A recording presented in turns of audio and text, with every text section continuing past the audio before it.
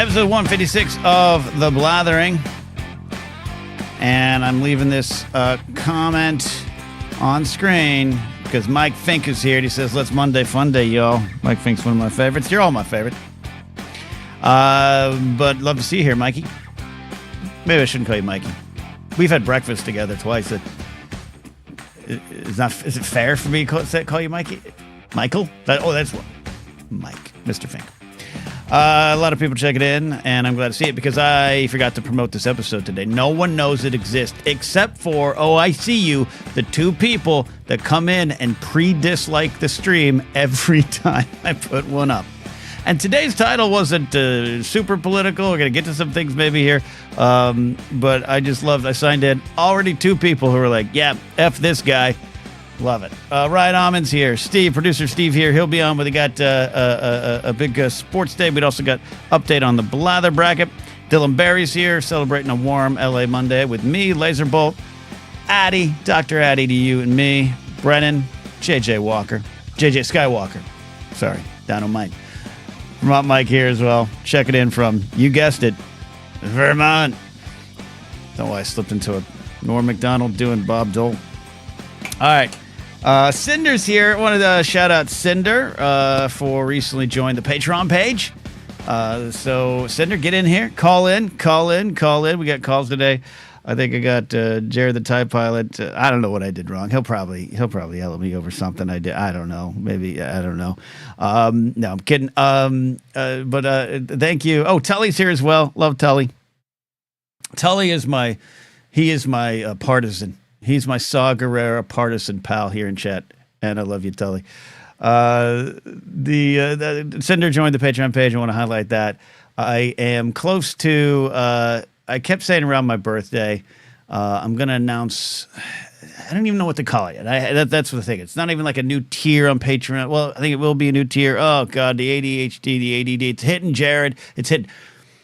I still want to build for a comedy special a year from now. This month's getting away from me in ways I can't even comprehend yet. So I'm going to update and talk to you all on the Patreon page. So I'd love to have some more supporters there. And if I can get to like 150 paid supporters, we might just expand the Blathering with more editions. If you're not sick of me, maybe morning edition. I don't know. There's big things running through my head. Just work with me on all that there. Cal's here. Oh, Kingsport Cal, you're not invisible to. Not invisible to me. All right. So on the show tonight, let me take a breath. Hold on.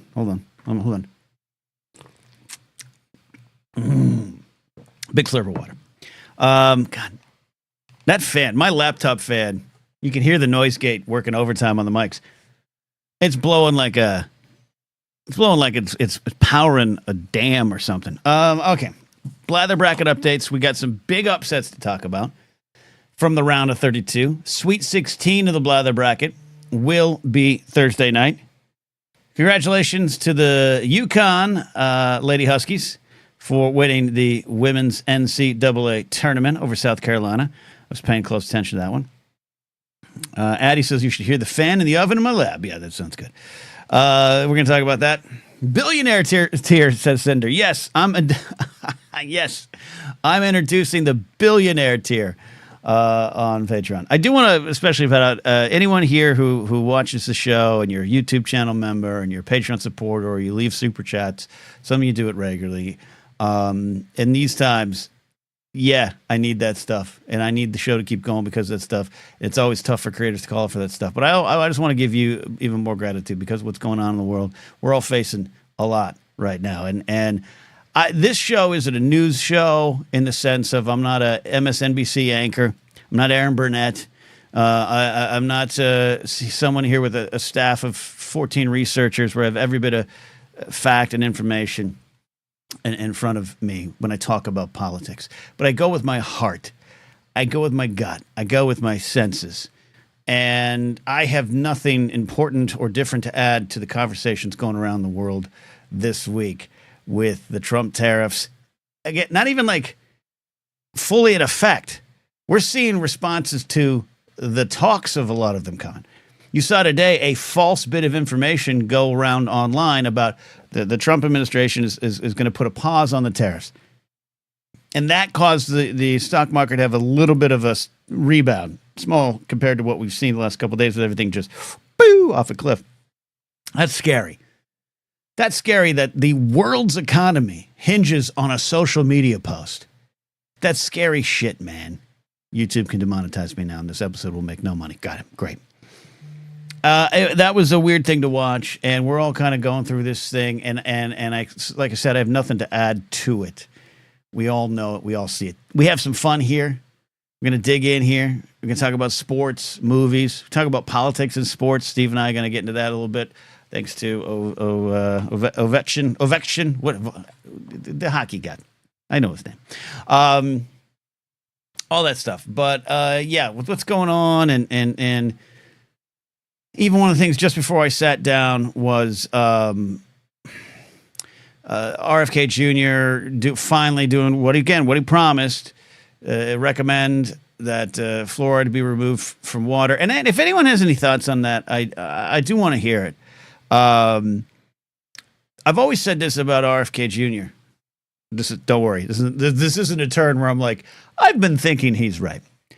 He is dangerous in a way that is different from some of the other people in the administration who are maybe just evil and dumb. He might be some of those things, and there's a worm eating his brain right now. Who knows? But he says things and he puts things out there that even I in the past have gone, okay, I'm listening, right? Well, I'm listening. There's a lot. I talk about the food, how I can go to Europe and eat food and not be affected. I can eat entire cheese pizza in Paris. And I felt better than I did before I ate it. Where here in America, I might be in the hospital for a week. And you hear all that stuff, and you don't take into consideration the logistics of a smaller country, a smaller European area that my buddy Ken Bloom's always talked about this. Like, it takes a lot less time to ship, a lot less distance to ship things over there than here. You're going across 50 states sometimes. That's a 4-day trek or whatever it is. We work different. But you hear some of that stuff, and you kind of Addie says it right here. Addie, thank you, Addie. By the way, I'm a little under the weather today, I'll say, y'all. We'll see how long this episode is. Didn't have an episode last night of the podcast, Monday morning show. Just not feeling great. Addie says RFK Jr. is dangerous because he says like 10 crazy things and one sane thing, and people glom onto the one sane thing like it cancels out the 10 craziest things. Addie, you should just host the show tonight. That's exactly what I'm saying. It's exactly that. And like the fluoride thing, when it first showed up on the scene out of his mouth, and it's been discussed, I'm sure, before, I get that, but during this election cycle, I was like, all right, we do that? Do we do that? Is that a conspiracy? Oh, yeah, we do that. But then I was reading on some of the benefits of it, the way other countries do. They don't necessarily put it in the water. They find other ways to put fluoride in there. But I don't have all the facts in front of me. And so when that happens, it's easier to lower your resistance. It's easier to go exactly what Eddie said. I don't know, 10 crazy things, but I like that one thing. The pizza here does affect me. So let's clean up the food. And then people just hide behind that. And I've just seen that as before I went to the air. Just before I went to air. And I got no rebuttal to RFK and his legions of fans. Other than, he makes you think. And these people who are asking about, asking you to just consider RFK. They're these deep thinkers. They're very deep thinkers. Podcasters, like me. Sorry, inside joke to no one watching.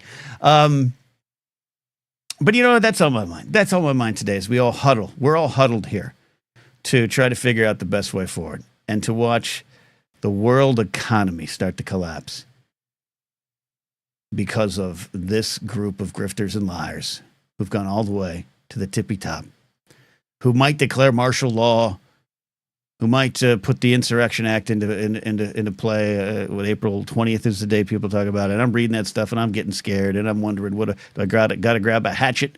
What do I got to do? Like, man, it's scary out there, but I'm glad you're here. So end monologue, end rant.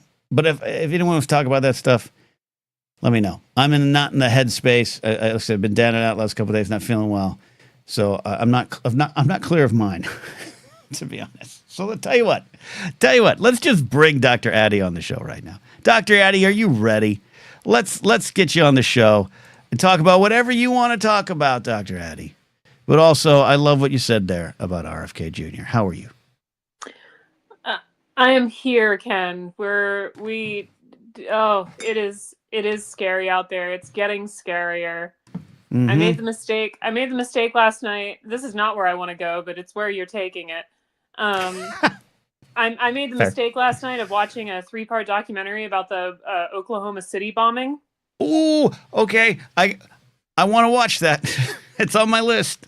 It was really good. So, like, I have to admit, that is one that I don't know a lot about because I was a very young child when it happened. Mm-hmm. I was actually talking to one of my coworkers at work today. Like, I was like, the thing that I remember most about the Oklahoma City bombing is when Timothy McVeigh was executed. Right. Oh, yeah. That would make sense. Sense. So I learned a lot, but I cried a lot. It was really good. But I also just really like that series, that One Day in America series. Like, all of them have been great. Addie, we got to geek out about that a little bit, even though it's very scary stuff they covered. The One Day to America series, is it Nat Geo? Nat Geo, which is a Disney Plus thing, I think, for subscribers out there. Spectacular. And as I've said before, I get oddly obsessed a little with the 9/11 stuff around the time. I just that one was great and great in the sense of it goes with the tragedy. It goes with the tragedy and then just continues to connect how this moved forward. And there's that book I've slowly was starting to read, and I kind of put aside, but you can trace from 9/11 and before to Trump. You can trace it, just like you can trace all that stuff from the COVID protests, lockdown protests to January 6th. You trace all this stuff, and it runs back to the McVeigh stuff. I was just about to say, I feel like this was another point in the timeline where I was just sort of like, yes. And like, they didn't directly do it, but there were just certain things they said, especially about like him and his ideology and how he got radicalized due to Waco and like all of that it was just fascinating and terrifying at the same time. And it's not an easy watch, and if it's a triggering thing for those out there, especially if anyone was directly affected by any of the events we're talking about, you don't need to watch them. But I do wish more people watched them, because I think you see the Oklahoma City bombing and the Waco siege are interesting in my list because they both happened on my birthday. Happened on my birthday. So I remember being glued to the TV while this is happening. I'm a young kid, 1993, still in high school, 95 in college. But they're seen as events that are part of history. The Challenger, Reagan's assassination, all these things. I kind of assassinated John Lennon. These are all points in history that you can kind of disconnect and put up there and just kind of engage with it as someone like me who's a history fan. But the McVeigh stuff, Waco stuff, going forward towards 9/11 and beyond, I wish more people could watch this stuff and fully understand where we are now began a long time ago. And I don't know what to do with that. I don't know how to change that, but I think knowledge is power, and it's fascinating. Scary. Yeah, it was fast. I highly recommend it. It's only 3 episodes. It's a quick watch. Yeah, I'll put it on. But yeah, no. Anyway, that happy stuff. What a great hi everybody, welcome to the show. We're talking Waco and the Oklahoma City bombing.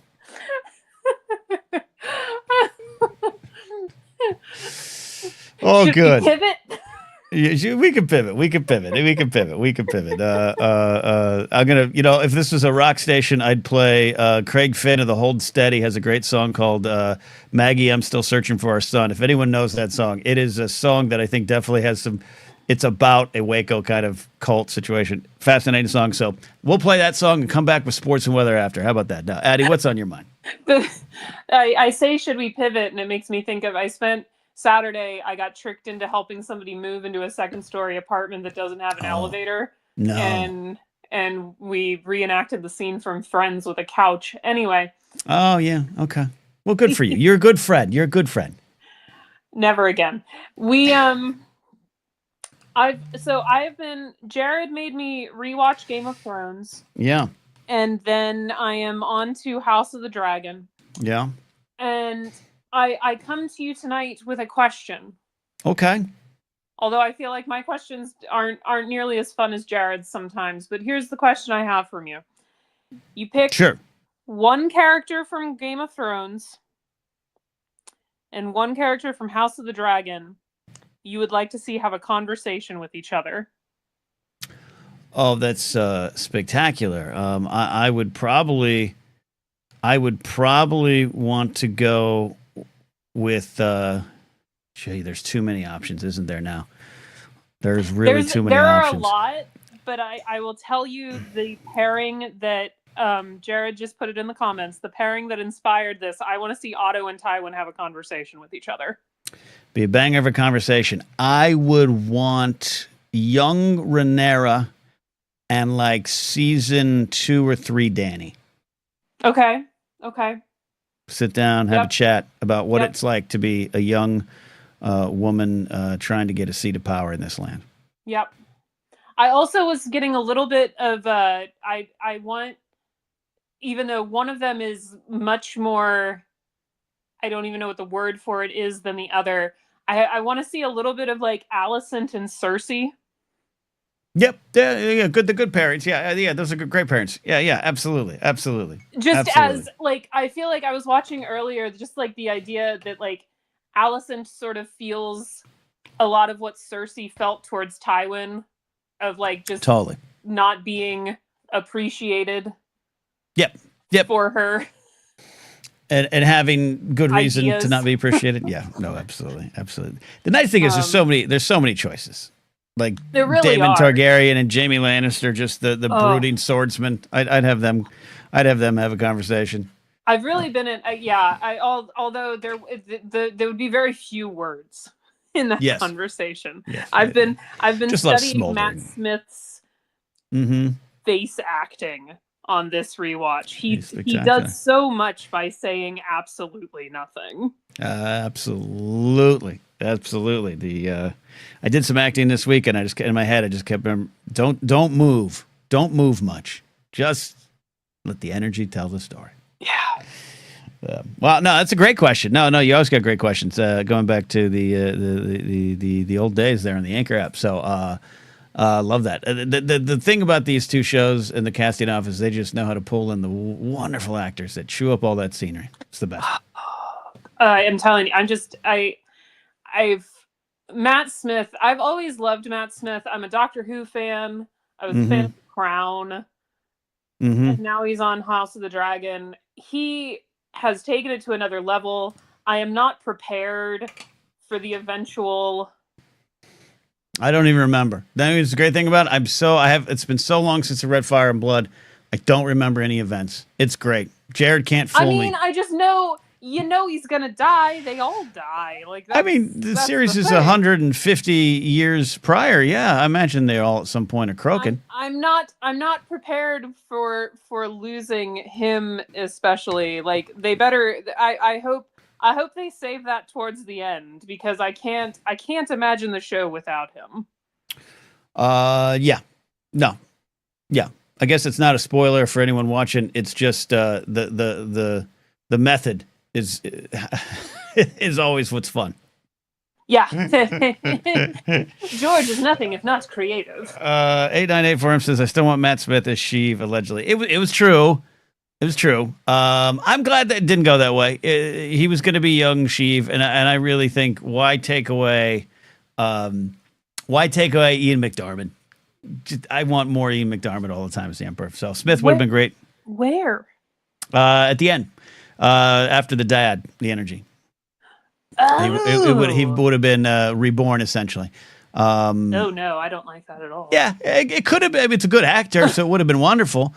If we'd seen it, we'd have been like, okay, that's good. But I just, why take away McDiarmid, and why it's about that version of the Emperor. So. Well, and I don't know that I would want to watch Matt Smith do an Ian McDiarmid impression. Like, Matt Smith is very good at creating characters. Yeah. Yep. No, he's He's very good, even when he FaceTimes a friend of yours to try to get her to come out to a bar at 1 a.m. I definitely didn't witness that. All right. Addie, thank you. Anything else here before I bring in that Jared guy? Fluoride is good for you. Oh, yeah. Hit me with that, doctor. It's one of those things that when I first heard it, like not too long ago, meaning it's just not something I paid attention to or cared about. And within the last few years, someone had brought it up, and I was like, wait, is that real? Is that something we really do? I've lost track of the 1950s. Like, what do we do? And then you hear that, and you're like, well, that doesn't seem good. But then, I had read some things. And I was like, yeah, okay, a lot of this seems like, good. I mean, it promotes strong teeth. Like, fluoride helps you not have your teeth fall out. Yeah, you hear that, Maddie Gunner? You watching, you UK bloat? All right. Like it's one of the calcium and fluorine make calcium fluoride, which is part of what your teeth are made out of. Exactly. That's the and coffee. Beautiful. Yeah. Beautiful. Thank you. I know I needed that. Seriously, I needed that.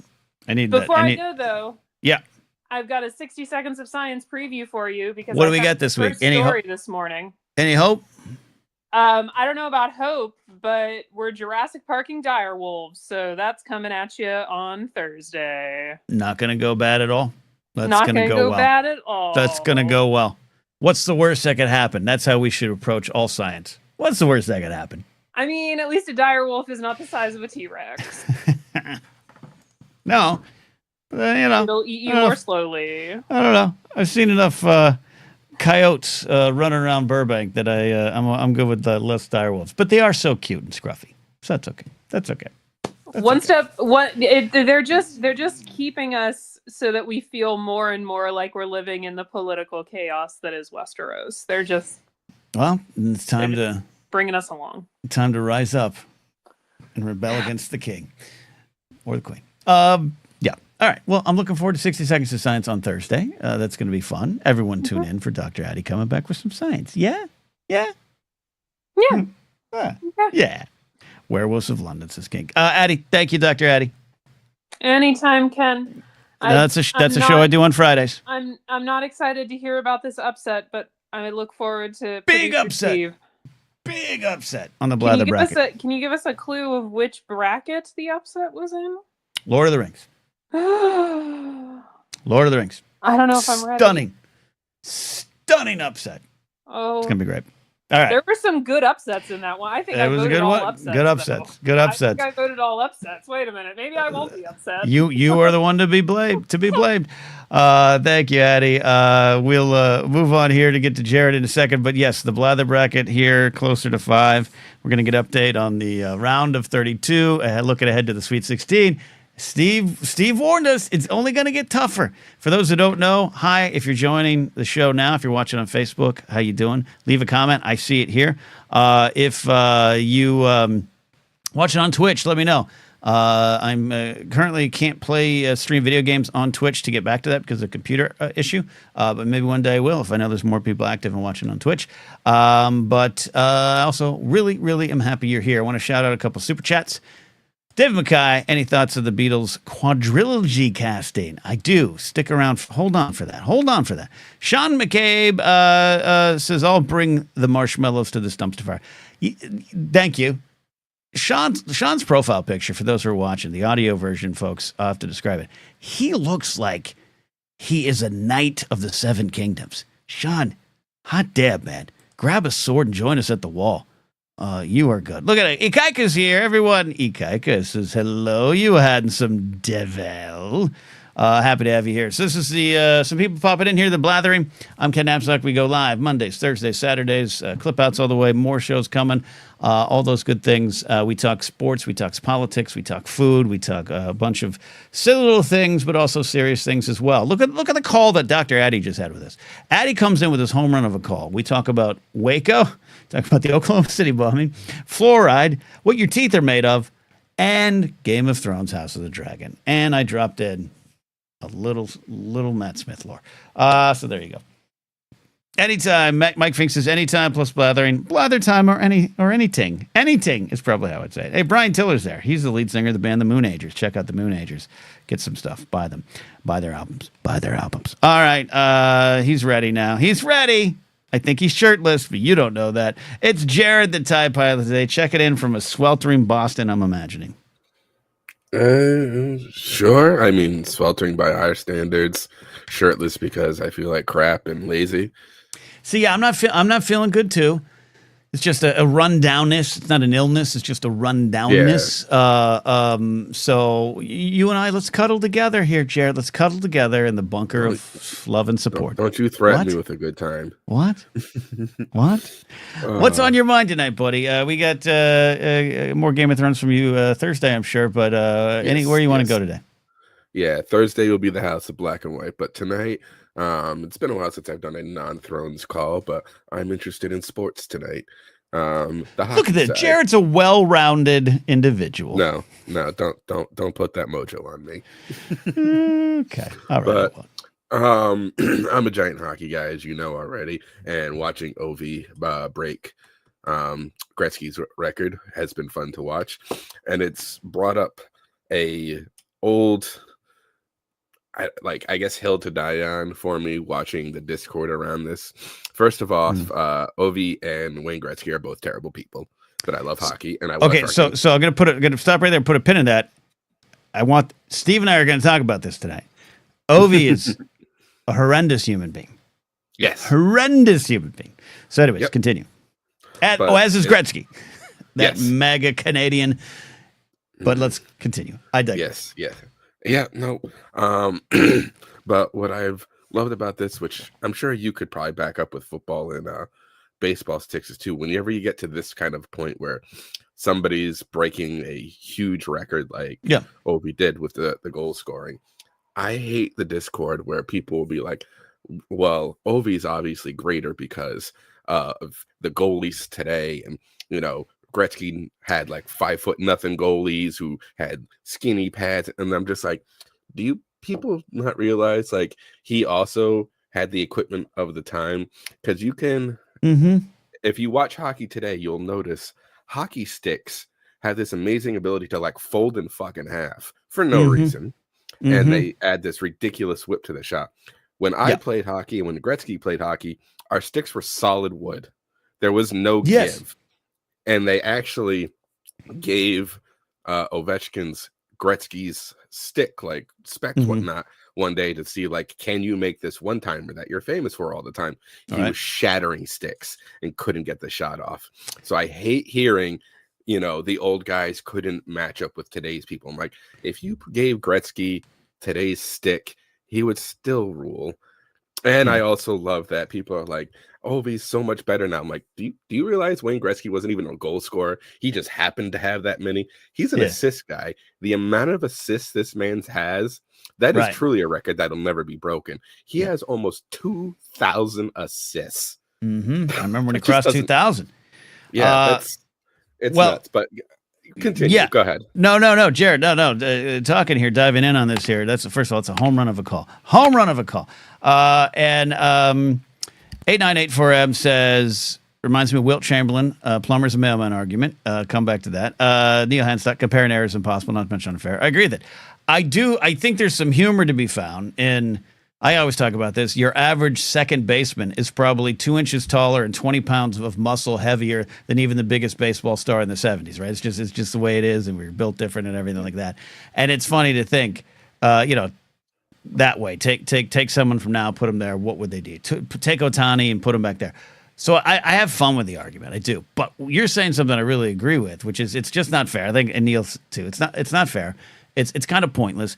And go back and watch Babe Ruth hit a home run with a tree, like an actual tree, is what his bat size was. It was a giant tree. And the ball alone. I would love to see Ohtani try to hit a home run with a 1930s ball. Something tells me that ball's not going 500 feet. It's not, even with the live ball era of the 20s, and then obviously you're not going to hit the mushy, black stained, loose baseball from the beginning up to 1919. Yeah, and same with football too. Look, I'm a Dan Marino guy, and it's like his records are amazing, and still more than even some of the numbers we put up now. Because as Dan has said, like Dan, even at 65 or whatever the hell he is, could I think suit up and probably complete 25 passes and win one ball game. Like maybe not a high end Super Bowl Ravens team, but like I think he could beat the Colts. Like I really think he could. I really think he could.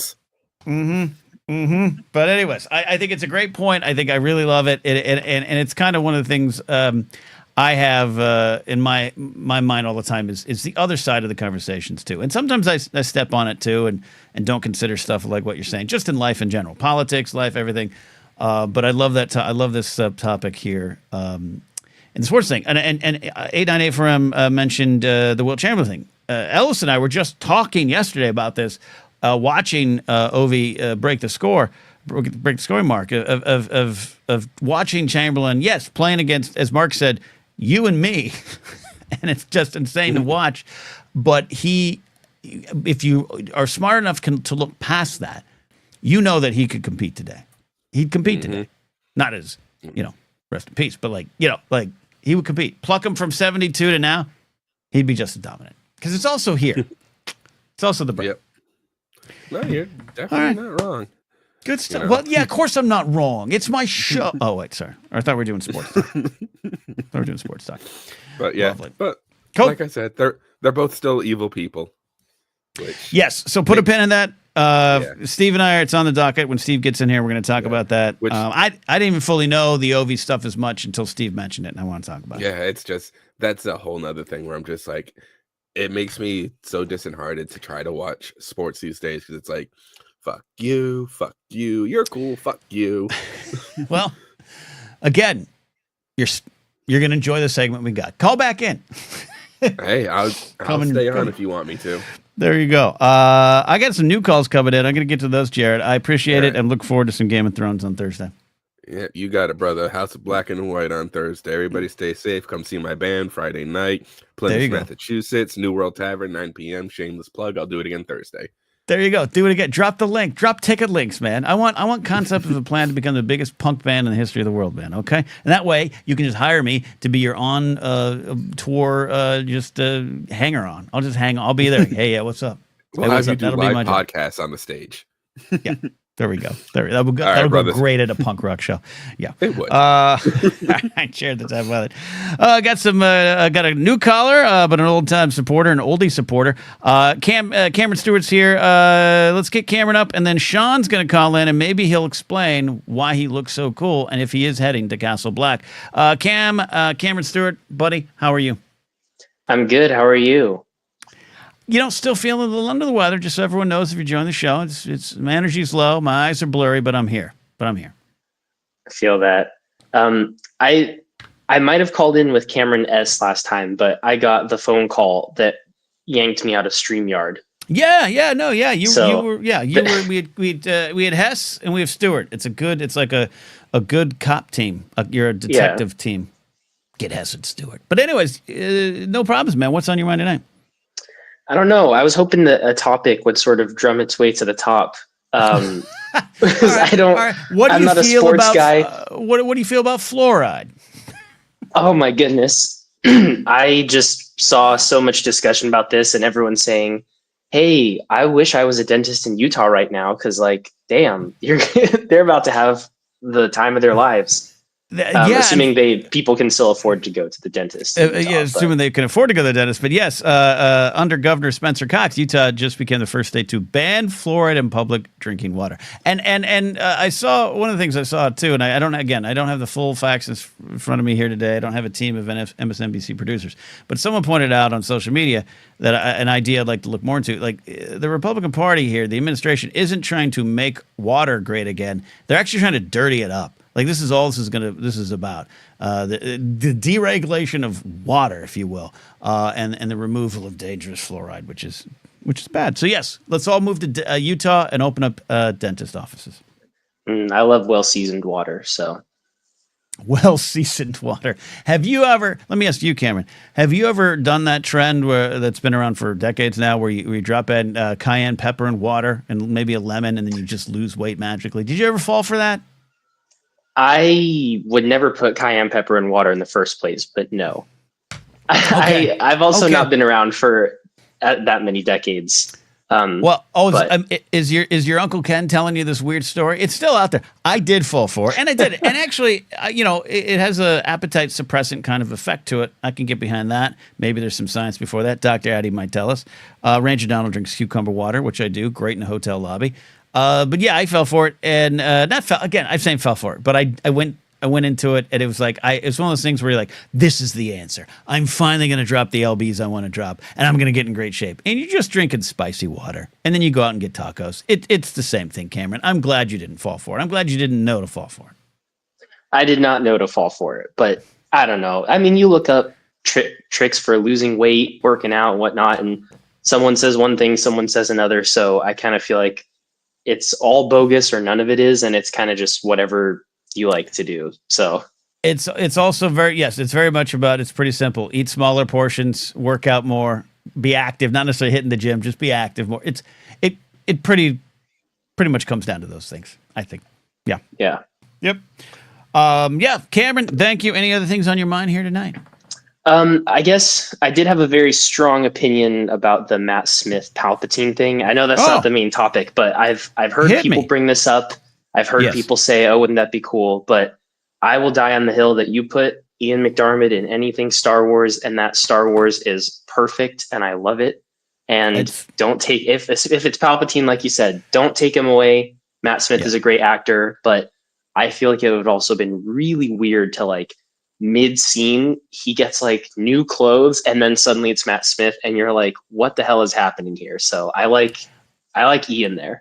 I love Ian there. I think it's an okay idea. I get the idea of like, well, what if he went young again? He was completely reborn. And Joseph and I love talking about him suddenly get a new pair of robes. We just absolutely love that the Force gave him robes. But yeah, I'm with you on that. I think it could have worked. It could be cool. If they had done it, I would have not known another option. That would have been the thing on the screen that I liked and engaged with that. But at the end of the day, I don't care if he's on an animated show saying Ash Soka. You got to have Ian McDiarmid do the Emperor as long as possible. Exactly. Maybe Matt Smith, if they did like a Palpatine upcoming story, I think he'd be great for that. Let him like flesh out the character in his own identity. But young Palpy saves the day or hurts the day. Probably hurts the day. That's fair. Exactly. Beautiful. Not a hot take at all, Cameron. I love what you're saying there. Well, yeah, it's about it for me. I don't do sports too much, but I'm just here for the vibes apparently spicy water. So spicy water, and I appreciate, this show jumps around so much. I've said it recently, but we talk about Game of Thrones. You might not like Game of Thrones. You might not have watched it. We talk about sports. You might not be a sports fan, but the Blathering is about the community, and I love that. We got to put that, Steve. We got to put that on a flyer. The Blathering. It's about the vibes, man. Cameron, I love it. And shout out to producer Steve, loving the Blather bracket. I was just catching up on the podcast and filling mine out at the airport yesterday. Nice. So that was a fun pre-flight thing. Having a great time with that, and I'm not looking forward to hard decisions, but it's a good pain. Love that. Thank you, Cameron, for calling in, and thank you for filling out the Blather bracket in an airport. Thank you. Take care, Ken. All right, Cameron Stewart, everybody. Producer Steve calls this New Blood Monday. I'm going with it. I like that. Speaking of New Blood Monday, his name's been around these parts before. He's a channel member. That's how you can call him the show. One of the ways you can call him the show. Sean McCabe is here. Sean, buddy, how you doing? How many times have you killed somebody with a broadsword? With a broadsword? Yeah. Once. Probably once. That's fair. That's fair. How you doing? Thanks for calling in, buddy. What's on your mind tonight? Where can we take this? Well, right quick, you and I met about 2.5 years ago down in East Village. I do, yes. One of the New York shows? Patrick. Yeah. Yep. Was it outside of New York Comedy Club? Yeah. Right down there in the Village. I remember that night well. Absolutely. Yeah, good times, man. Good times. As far as Castle Black, no. My father used to call me Sean Bear, so I guess I would pledge fealty to House Mormont. Oh, that'd be great. You would serve Benedita Leanna Mormont. I love that. Here we stand. Here we stand. Love that. How's New York, man? How's that congestion pricing going? I'm taking the subway, so it's not bothering me at all. It's not bothering you. That's the idea. Man. I love it. I love it. I love it. As far as the beard's going, like that was on your brain. Yes. Yeah, if I shave it, I look 12, and I can't really be as authoritative as I'd like to be. Yeah. Look. As I continue to look for some supplemental work and everything, like I'm not. I don't want to shave this. I don't want. Would it make me look a little younger if I even trimmed it up? Yeah, maybe I'll do that. But I'm with you, Sean. It's who you are, man. It's who you are. Yeah. Absolutely. My family's kind of like come to realize that. I was in the Army for a number of years and shaved every single day for a decade. So once I didn't have to shave anymore, I was just like, forget about it. Same over here. I love that. Also, Ikaika, who's in the queue to call in here, said, if I heard this voice next to me at D-Day, I would run forward and fight for America. So, Sean, it's perfect that you were in the military for 10 years. You got an inspirational World War II accent. Well, as my sister likes to say, I'm just Captain America without the serum. That's who needs serum? It's like fluoride. Or muscles, or muscles. Awesome, Sean. I appreciate you calling in, buddy. Any final question or thought on your mind? I want to pick your brain on the Tron trailer. Pick on the Tron trailer. This is going to be disappointing. I didn't know that there's a new Tron trailer. I haven't even seen the Naked Gun trailer, Sean. So let me ask you, what do you think about the new Tron trailer? I think it's going to be better than the second one. Okay, but you can't top the first one. I mean, it's vintage amazingness in video form. You talking about the original Tron, or are you talking about the reboot recently? Yeah, no, the original Tron the old school will always be the pinnacle. I agree. I think this new one's coming out is going to be leaps and bounds over the reboot they did. I'm excited. Now you got me intrigued because I don't have a problem with legacy reboots or soft boots or whatever you want to call them in theory. Like I'm always up for it. Like let's explore the world. Let's do it again. It's a great idea. But some of them didn't catch fire. So I'm gonna check out the trailer, Sean, and then I can report back to you. Roger that, brother. There you go. Thanks for calling in, Sean. All the best to you, pal. You got it. Yeah, Sean and his brother Patrick. We had a great conversation outside of New York Comedy Club in the East Village. A couple years ago, 2 years. Time flies. Mark and I are trying to get back out on the road, but it's I don't know if you looked out in the world today. A little expensive to travel right now. So I don't know about that. Shout out to Tully Quinn becoming a channel member. We got Cal lined up. We got producer Steve here at the top of the hour to update us on the Blather bracket. And I'm going to talk to Oakland's favorite son here in a second. But our buddy Billy Business is here. Says can't call in. He's sick. But in wrestling news, wrestling news and question of the week is thoughts on Tiffany Stratton and Charlotte Flair's promo that very awkwardly turned into a shoot on SmackDown. Wrestling talk. So, Tiffany Stratton, she's kind of one of the new up-and-comer champions on the main roster. Charlotte Flair, of course, daughter of Ric Flair. Already a legend. I really respected her. I was more of a Becky Lynch fan back in the day and others, but Charlotte Flair, with all the pressure on her with that name and the billing, I do think has delivered. So I'll say that. Long story short, for those who aren't following wrestling, they are building up hype for WrestleMania, April 19th and 20th. And they do a promo in the ring, talking to each other on the sticks, and it got awkwardly personal. There was a reference to Charlotte Flair's 3 divorces, calling her romantic record 0-3. And then Charlotte dropped a reference to, I don't even know the name of it, maybe Billy can help me in chat, Charlotte Flair said to Tiffany, like, oh, so-and-so sliding into your DMs again. Very reminiscent of Shawn Michaels and Bret Hart and the famous Sunny Days promo. I won't go into it here. You all can look it up.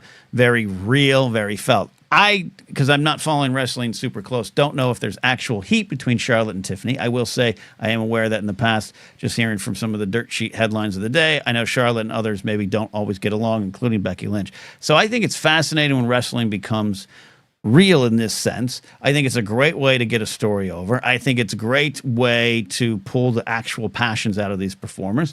I also think it's somewhat unnecessary and could be a little dirty if they didn't talk about it before. And the thing I don't know, and maybe Kaiser Ludwig, there, I don't even know who the hell is it, Ludwig Borga. So I don't know if two performers go in and are like, it's like one of the famous Paul Heyman promos back in the day when he was in WWE in the mid 2000s. Maybe someone can help me with the date, but he went and cut a pretty vicious promo on Vince McMahon, and I'm not here to talk or celebrate McMahon's legacy, of course, but in that moment, it was a very holy crap. Heyman is saying some real things to Vince. And pretty much the idea was, what can I say, Vince? Go make me money, was what Vince's response was to Paul. And Paul said, I do it. I did that. And it's still talked about. I'm talking about it to this day. So if two performers can get together and go, hey, let's get a little real. Let's do this. I think it will make some green. But if it's if it's not talked about and it's unprepared and it's off the cuff and it can potentially hurt, I think it's dangerous. And the final thing is WWE pulled it from the episode and the socials. You can watch it; it's out there. But I think it's fascinating also for the wrestling time that we're in. Wrestling 10 years ago, really the implementation of social media into wrestling storylines. It had been going, it had been happening. But so many fans are just more knowledgeable about what goes on because it's 24/7. The thing I'm thinking of, there was a story with C.J. Perry's character, I forget her name, and her now real life husband, ex-husband, maybe husband again, Alexander Rusev, Miro. They had gotten engaged in real life. But on screen at that time, the characters were against each other. They were fighting. And in fact, they were going to take Lana. Lana was the character's name. They were going to take Lana into a storyline with another male wrestler and kind of make a romance angle out of it.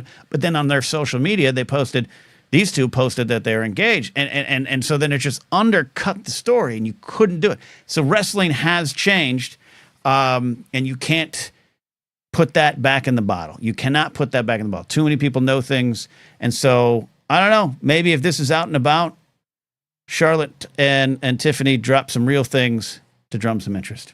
I don't know. So there you go. Oh, Billy's pointed out 2000 on the Heyman promo was the end of the invasion angle. Billy Patterson, Billy Business, is our wrestling correspondent, by the way.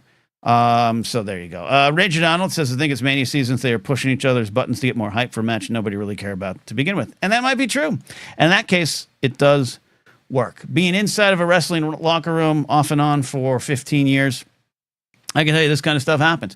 And there's guys that don't get along. And it can also get very real. One of the first wrestling matches I managed, my guy, Phenomenal Phil, and another guy, his real name, his shoot name, it was Aaron. God, he had a mask. He was. They had some real life heat from their time in XPW, and I did not know that, and I managed, and the fight turned effing real right in front of me, and they still managed to kind of pull off the match. It was kind of a weird thing, but it was a weird vibe. But the crowd knew, and it wasn't good. It wasn't good for the entertainment. It's got to be about the show. All right, wrestling.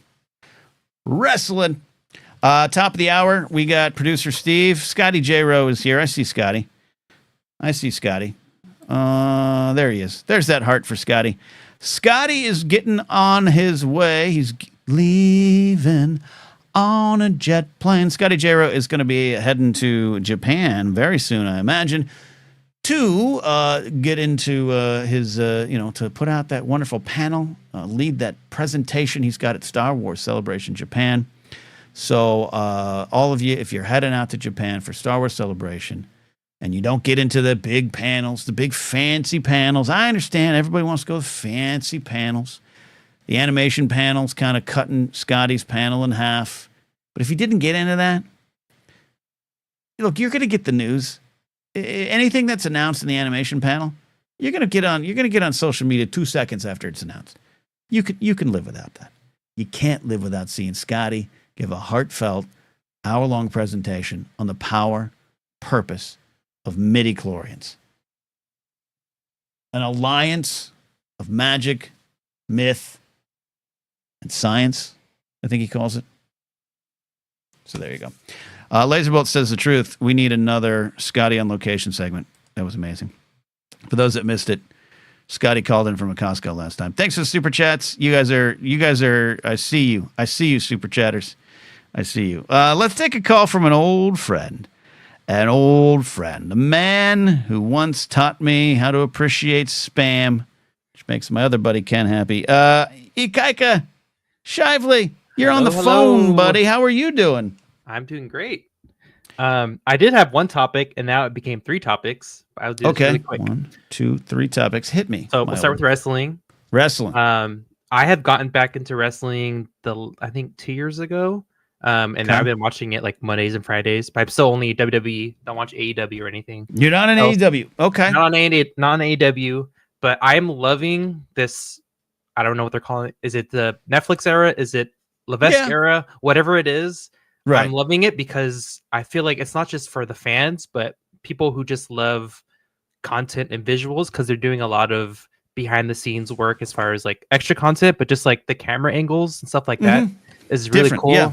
I really like what they're doing, and I feel like every other week they're trying something new, and the drone shots are getting less cliche and they're getting more like professionally done. Yeah, well, they got rid of Kevin Dunn, who was responsible for a lot of the visuals of wrestling for years for WWE, which not all of it was bad. Dunn is a bad character, but I think people are responding to it. Okay, what specifically brought you back in? Rhea Ripley.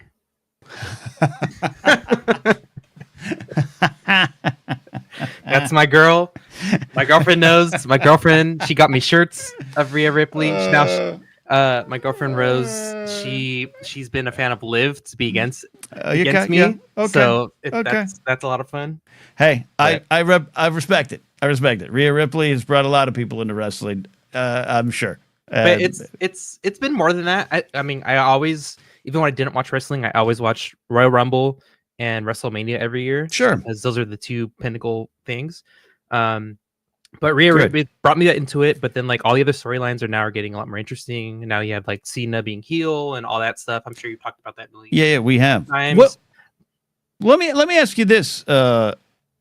In terms of modern wrestling and what I was just talking about the bleed through, where you cannot separate social media and the wrestlers as real people, it's hard to separate them. They still do it. Everyone knows more than ever, hey, they're playing something on TV. That's been gone for 40, 50 years, but like it's in a different way. How do you like that line being ridden in wrestling?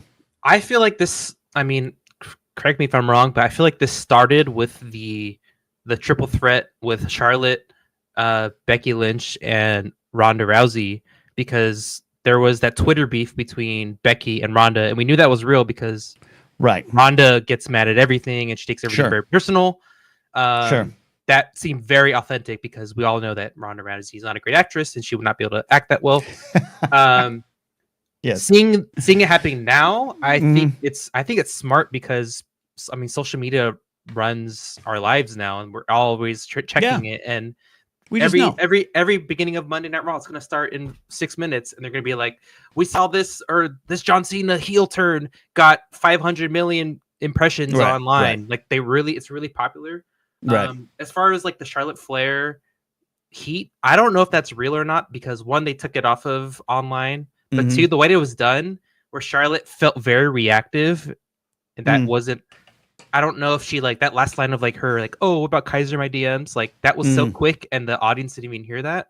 I don't know if that was just like her trying to fight back because she wants the cheers, but she's getting all the boos. Yeah. I don't know. Does she have go away heat? Are people accepting of her return at Royal Rumble?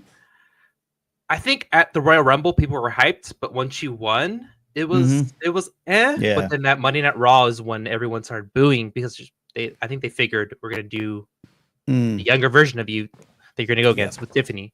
So, I don't know. Okay. All right, that's number 1, wrestling. What else is on your mind? Number 1. Number 2, I was gonna talk about Naked Gun, which you haven't watched the trailer for. Oh, I haven't watched. But all I will say, because I was very hesitant. I'm like, okay, Liam Neeson, Leslie Nielsen is like play on words type of things. But also like Leslie Nielsen was a serious actor before he was a comedic actor. Right. And we already know that Liam Neeson is an like a comedic actor as well. Like he's been silly in great. Lego Movie and stuff like that. But the trailer is so short, and there's 1 minute. There's 3 solid jokes in there. Okay. That it's all I need, especially the last joke. I won't say what it is, but when you watch it, you're gonna be like, yes, I'm in. It feels very much like a polished version of the original Naked Gun, but also very Lonely Island-ified because Akiva's directing it. No known double murderers in the cast, right? No cast, but there is a reference of OJ in the trailer. That's all I will say. Okay. All right. You got me intrigued. I'm gonna watch it. Okay. I think it's a soft reboot because he's basically playing his Leslie Nielsen's son. Oh, okay. I love that idea. I think it'll be really silly and fun. But going on to the last topic, which nothing to see here, please disperse.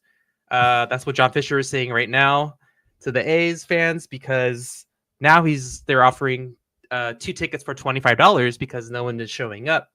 And if you know anything about baseball, the last 3 years he's been raising the prices for Oakland, and the last year was astronomical and just insane how much even bleacher tickets were. And now they're struggling because they can't even fill up a $13,000 AAA stadium. And I'm calling them the AAAs because I'm a fan still, but I never thought I would say this, but I was so happy when I saw them lose 18-3 at their home opener because I want them to fail so bad that he's forced to sell. So, yes. So, for those that don't know what we're talking about, Ikaika is a big fan of the baseball squadron, the Athletics, previously, until recently, in Oakland. Now, Sacramento, but they don't like to say that. Maybe Vegas.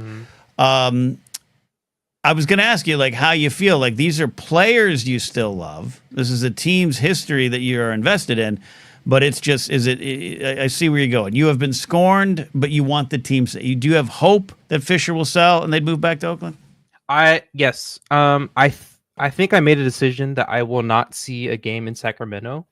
I do not want to help at all the transition. If it's going to fail, it's going to fail. If it's going to succeed, it's going to succeed without me. If they go to Vegas, I will see them in Vegas. But it's been hard the last 3 years. I remember the GPA days when you're joking Vegas and like, yeah, it's silly. That might not be a thing. I was very adamant. I was being in all the committee meetings. I like called in. I talked. Yeah, you were involved. It got involved. You got you involved in city politics. Legit did. And so what did that lead to? Nothing. But it's well, it's frustrating. But run for city council and get the A's back. But you've had fun. Final thing here. We got top of the hour. We got Blather Bracket. So I got to get to this call with producer Steve Ikaika. But you have been watching baseball in Oakland. Tell me about that and what's going on with this Oakland team, right? So there is now the Oakland Ballers. They're I think they're considered Pioneer League, so they're an independent league. I actually invested in them last year because they had a fan investment where like you could spend anywhere from $50 to as much as you want to invest. I think they made about $1.5 million, but their stadium that their field that they live in or that they're playing in is from like 1945 in Oakland. It's like an original field that they updated, which is really cool. They're very like they want everyone in the community to be together. But the coolest thing was I got to see them last week play the San Jose Giants, which is a single A affiliate of the Giants. First ever independent versus a single A team. They had a friendly bet, but the coolest thing that like almost brought a tear to my eyes when I saw it, even though it was in orange and black, there was a poster online that said, Oakland fans, we hear you, we understand you. We're going to make this for a one-time only because this is not allowed in minor league. We're going to bring in sounds, noisemakers, drums, whatever you guys want. Bring them in, have the chance. Nice. Hearing the Oakland, like, let's go Oakland chant, like, just felt great. So there's still everyone in the community loves the team and loves baseball. The community, but it's the asshole that doesn't want to have us. Alleged asshole. Alleged. No, I love it. I love that the trial and tribulations of the Oakland baseball team have got you into city politics and investing, Nikaika. This is amazing. This is amazing. Last thing. Okay. John Fisher. Yeah. I would say a minor league MLS team outsold you 2 times. They had 26,000 people at the Oakland Coliseum, and you only had 13 in your home opener. I really hope John Fisher was watching the Blathering on YouTube. I hope that tonight was the night he was like, let me see what this is, so he could get that message. Maybe we'll just clip it out and send it to him. Ikaika, buddy, good to hear from you. Please call in anytime. And the GPA days are a long time ago, but I do miss you and everything we did there. I will see you soon. All right, Ikaika Shively, give him a follow on social media. Help him out, man. Help him get a team back to Oakland. We'll take a lot more calls from Ikaika. Ikaika's got to be a regular around here. Addie's talking about from one minor league stadium home team to another, Tampa Bay to the Athletics. A couple calls tonight lined up in a bit, Brady, Cal, but we got to get to producer Steve here. Producer Steve is. Did I have you in there the whole time? I did. Okay. You sure did. I'm a good producer there. I had myself self-muted, so I hope That's it sounded great. okay. No, you sound wonderful. All right, good. All right, Steve. We got some sports. Do you want to do the fun blather bracket update first? We've just had some sports talks. Maybe we should talk some movies. What do you think? Yeah, let's do the bracket first, then we'll end with sports. How's that? That's good. People were excited for top of the hour here. Let me get my graphics up here. Let's do it. All right, take me through. So again, if you're just joining or you're catching up, a couple weeks ago, producer Steve came up with a wonderful idea, March Madness bracket. Hey, you're like, hey, I thought a lot of people do that. Yes, a lot of people do that, but we have the blather bracket. It's different. 64 scenes from 4 different regions. So Star Wars, Marvel, Star Trek, Lord of the Rings, 16 best scenes in each of those. How did we come up with those? The metrics are secret to us right now. Next year, maybe it'll be a different process. Who knows? But now we are into the Sweet 16, which will be Thursday. But the round of 32, Steve, had some interesting things. Yeah, we had some great upsets in the round of 32. Our first number 1 seed went down in this round, so we'll go over that soon. So what we did is we've prepared some graphics for the upsets, so that's what we'll talk about tonight, or the matchups for the upsets. So everything else is the favorite one if we don't talk about it here tonight as far as what their seeding was. So you can go back and look at your form if you're curious. And then on Thursday we will open voting for the round of 16, and we'll go from there as we get closer and closer to seeing these 4 different fandoms go up against each other. Basically, Marvel was all chalk, as you have taught us all that phrase, meaning the favorites in every round won. That's correct. Marvel. But let's go first to, you want to go Star Trek? Let's tell me where we go. All right, here is the biggest upset in the Star Trek. Yes, the 11 seed beat the 3 seed in the Star Trek bracket, so that is a pretty big upset. That's a big one. That's a big one. There Be Whales here from Star Trek 4. The Voyage Home is the big winner over the Enterprise Self-Destructs. So this was a big upset, but this is a very fan favorite kind of scene. So I'm sure Jared is very happy about this one. Interesting. Yeah, I don't know what Jared thinks about that. We'll get a live reaction from Jared at the end of the segment. How about that, Jared? Be on standby. If you're listening, if you're here, Jared, are you here? I got to tell you, Steve, when you handed me the graphics, I didn't really comprehend this one too. There Be Whales here is great. The Enterprise Self-Destruct in Star Trek 3 is one of my favorite Star Trek scenes, and I'm not, I'm quote unquote not a Star Trek guy. That's a big one. It's a big one. It's the 3 seed for a reason. I mean, the top 4 seeds, those are your heavy hitters, man. So anytime one of those goes down, especially this early, that's a big deal.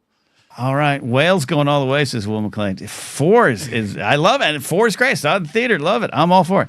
All right, how about next we go? We're going to jump to Star Wars because we got a lot more in Lord of the Rings. So this is the big upset in the Star Wars region. Take us away. Yes, this was a big up. This one hit home for me because the number 4 seed in the Star Wars bracket is one of my favorites. But yeah, the number 5 seed, I'm a Jedi, like my father before me from Return of the Jedi, beat the number 4 seed, I Love You, I Know, from The Empire Strikes Back. And yeah, this is a big one. The 5 seed is a strong one. That's it's not a top 4, but 5 seeds win tournaments all the time. So this one's got legs, and this is a great scene. I love this scene from Return of the Jedi, but I am partial to 4 here. I am one of the ones who voted for 5. I will absolutely let the world know that was my vote. But it was close. And then look, this is a 4th seed and a 5th seed. This is how tough it is. There's your Blathering pint glass to calm you and soothe you with your drink of choice if that upset you. Great. All right. People in chat are really Dave Mackay says, suck it, losers. Alan Smithy, Jedi is slightly superior to Empire. Yeah, I said it. There, he said it. Mark Ellis agrees. Addy with the big Darth Vader. No. Laserbolt says, ugh, which just might mean his forest meats are overcooked. I don't know. That could mean a lot of things. All right. Let's go to Lord of the Rings here. And order here 2, 3, and 4 on your slides. All right. First, the Lord of the Rings bracket. This was a bloodbath. Wow, there's big upsets here. Big upsets here. This is, by the way, Addy, this isn't even the one I was talking about. The 10 seed. There's some good in this world, Mr. Frodo, from the Two Towers. Beat the number 2 seed in one of the hallmark scenes from the Lord of the Rings. You shall not pass from the Fellowship of the Ring. The 10 seed moves on. This was a close one. Wow, this is like Miracle Mets beating the Baltimore Orioles in '69. This is look. Both scenes are good. The point of this whole bracket is these are 64 wonderful scenes that you love. Do you think, Steve? That Una Shall Not Pass has just become, it's ubiquitous. It's outside the scene itself. It is a reference now more than a scene you love. I think a lot of the top 2 scenes, or you could argue a lot of the top 2 scenes, kind of, or the top 3 scenes from each of these regions could have that effect. You Shall Not Pass is kind of in that. It's one of the things you do with a broomstick or a hockey stick in a doorway. You see the kids do all the time. At least I know I did a million times as a kid. But but it's still, especially if you read the books, that's such an incredible scene and passage in the books. The Bridge of Khazad-dûm and all of that. But to be fair to this matchup, that's a really strong 10 seed. Like that's a strong great 10 scene in the Two Towers from Sam.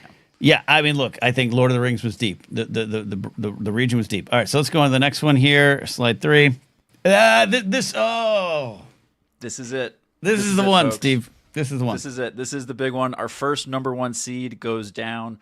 The Ride of the Rohirrim from the Return of the King gets upset by the lighting of the beacons from the Return of the King. This is a huge upset. I don't know what else to say here. I mean, like an 8 beating a 1 is one thing, but this is like the number. I mean, the Ride of the Rohirrim might have been the 1 or 2 overall seed in the whole tournament. You know what I mean? I think I would argue between that and Binary Sunset from Star Wars are kind of the top 2 in the whole dance. But this is huge. This is the number 1 seed. This is Yukon. If they were to get knocked off, not from South Carolina, but another team. This is Gonzaga knocking people off in the tournament in the 90s. This is huge. And I'm checking the comments here, Steve. Look, Jared kind of says it. Gondor calls for aid. That I do. I voted for the Ride of the Rohirrim. I really did. The lighting was pretty wonderful, says Laserbolt. Will McLean says deserved. This scene is beautiful, says Addy. Narcolepsy 27 says another thing, and Rohan will answer. And Alan Smithy's right here. I mean, let's be honest. Alan Smithy's always right? That musical score in the Beacons put it over the top. I get you guys are making great points. Music with both. Yeah, I think the music with both makes the difference here. The music with the Ride of the Rohirrim is so good too. I mean, and the timeliness of it. Another great scene from the books. It's probably my favorite scene from Return of the King. But this one was so close. 51.4 to 48.6 on the voting, with all Blathering pre-Saints reporting. This was the closest vote of all the upsets, and it was the 1 and the 8. It's crazy. It's it's mind blowing in the sense of just like the Ride of the Rohirrim. I think about it, I'm like, oh my god, and the sun and then the dawn on the 5th day. But even in chat, you guys are making me understand it. Gondor and Gondor calls for aid, and Rohan will answer. Yeah, it's a pretty good moment. Okay, fair enough. All right, final one, Lord of the Rings.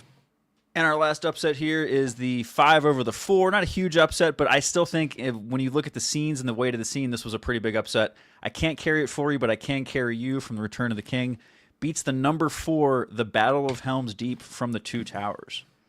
I mean, I love this scene in Return of the King. I can't carry it for you, but I can carry you. This is Sam's crowning achievement as this character. He's gotten all the way to the hill with Frodo, but Helm's Deep is like, that is the battle scene of battle scenes in movies. So it's crazy to think that it went down this early. I could see maybe the 16 or the 8, but this early for Helm's Deep and the Ride of the Rohirrim to go down. This is Cinderella's tournament. Right.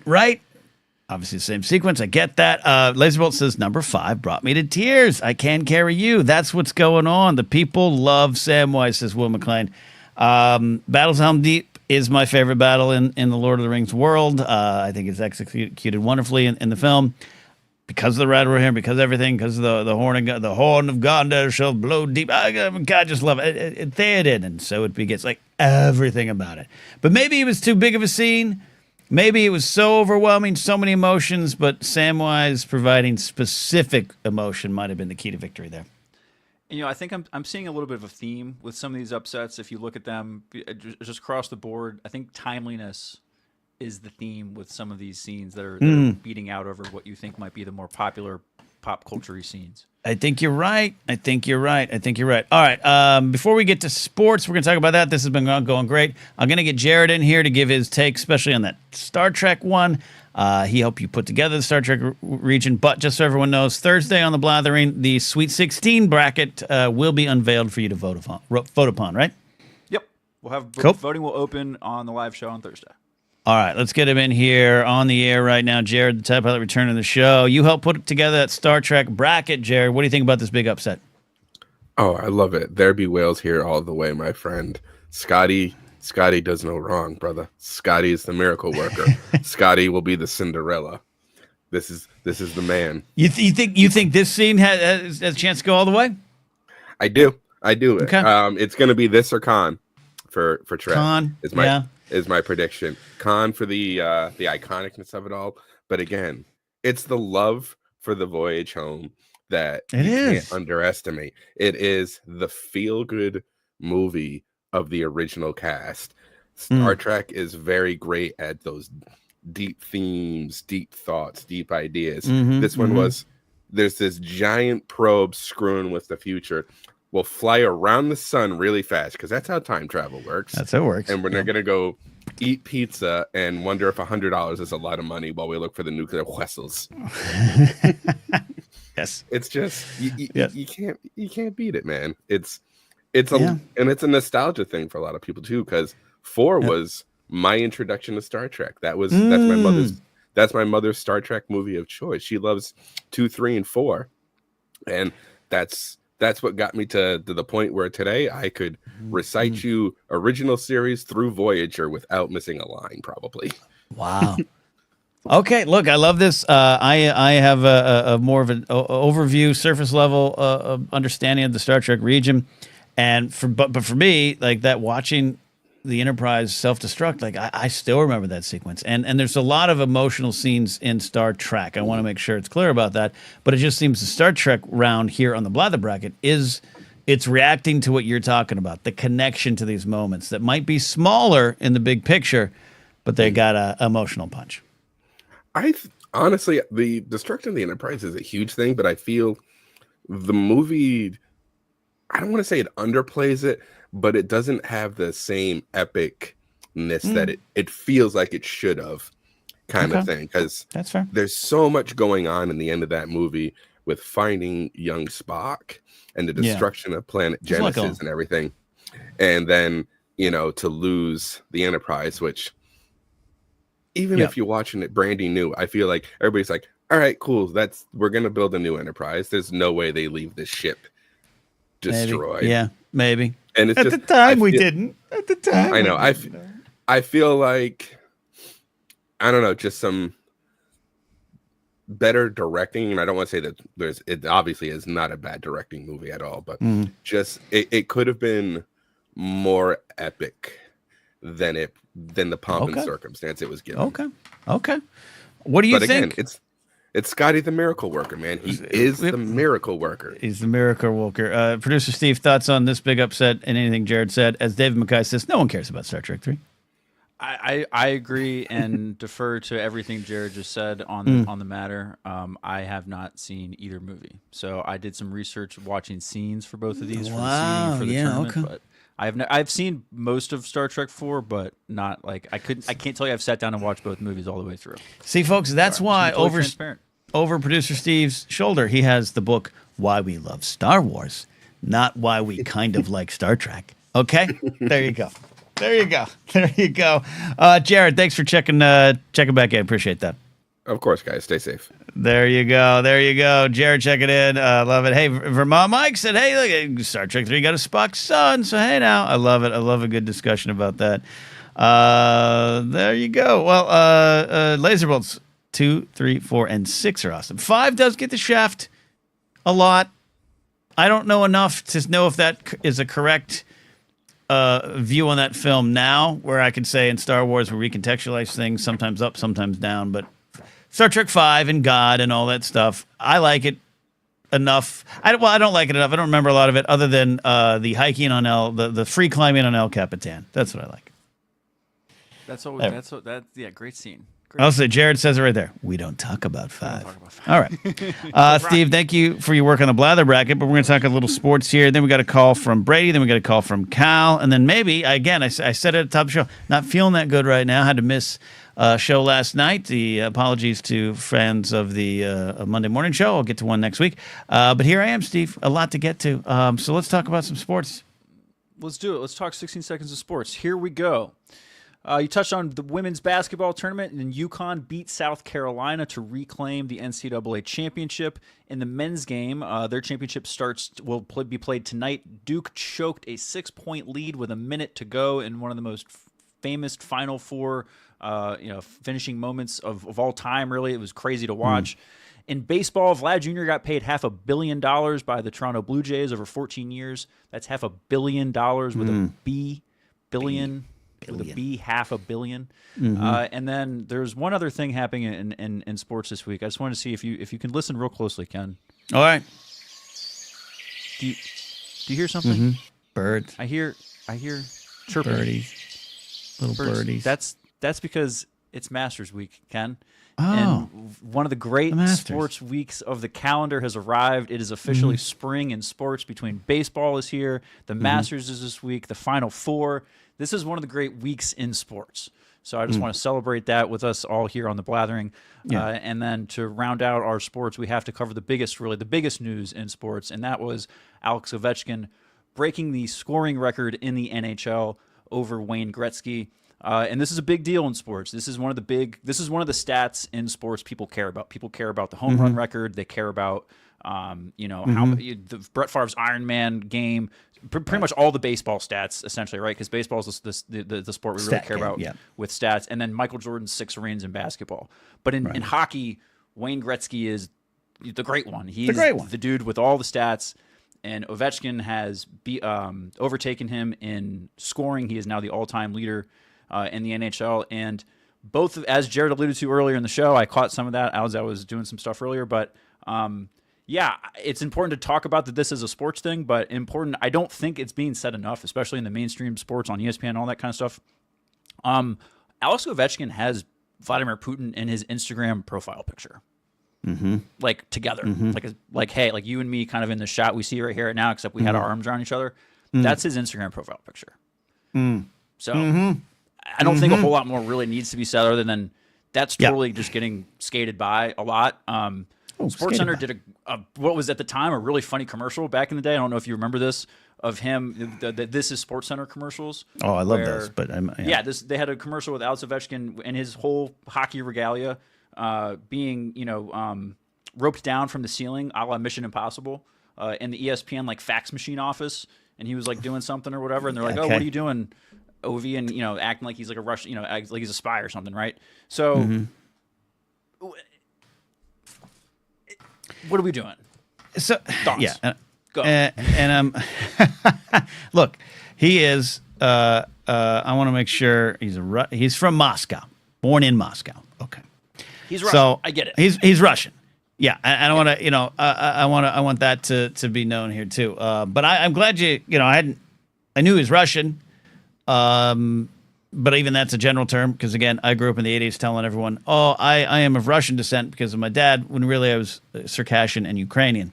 But in the 80s, it was America or the Reds. So you just said that. But so I get it from that sense. But after a while, when even your buddy that you like and you pose for a photo is doing what he is doing, even, I'll say this, Steve, even if Ovi agrees and thinks they should have Ukraine and that Ukraine should cede ground and that the Crimea is theirs and anything, I'm puzzled when someone doesn't have the wherewithal to look around and see the tone and tenor and the temperature of the room.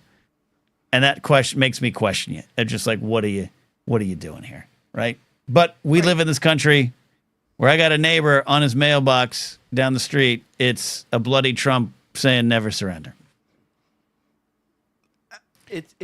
We saw a mass exodus of Russian athletes and organizations out of international sports a few years ago when they initially invaded Ukraine, not the 2014 stuff, but the big invasion, right?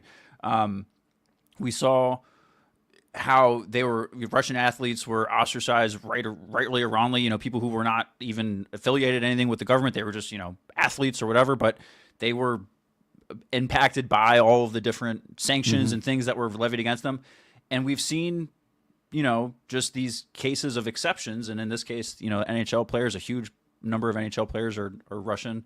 I don't know if huge is the right number, but there's several players in the NHL who are Russian. And so I don't know. It's just been a weird thing that we've kind of not.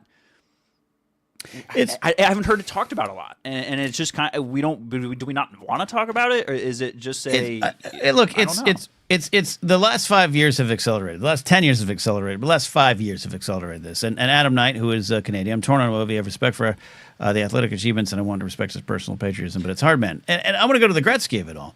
Yeah.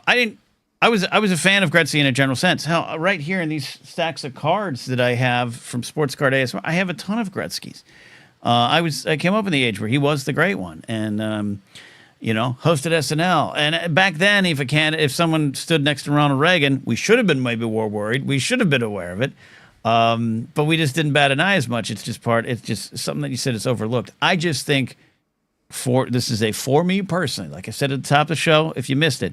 I'm not here as an expert. I got producer Steve, but we don't have a room full of news writers. We don't have a room full of researchers. I'm not here to spit a bunch of facts. I'm here to speak from my heart and my gut about political and social issues. 5-6 years ago is when it changed for me. COVID, lockdown, George Floyd, Trump, January 6th. We're no longer talking about just differences, right? And I'm preaching to a choir here. And in sports, it's a little weird. As someone like me who is a political progressive, Democrat, socialist, maybe former Republican, like some of capitalism, hates most of it. Like I can put aside a ton of it because I just live in a world where if I walk into a comedy club green room, and there's 12 comics on the bill, I might not agree with 8, and I got to allow them to exist. I have to allow them to exist, and I have to allow them to go on stage. I don't lose too much sleep on it. And in sports, I don't lose a ton of sleep on it until the last 5 years, where Kurt Schilling and Aubrey Huff, Blake Trinan, we talked about last week.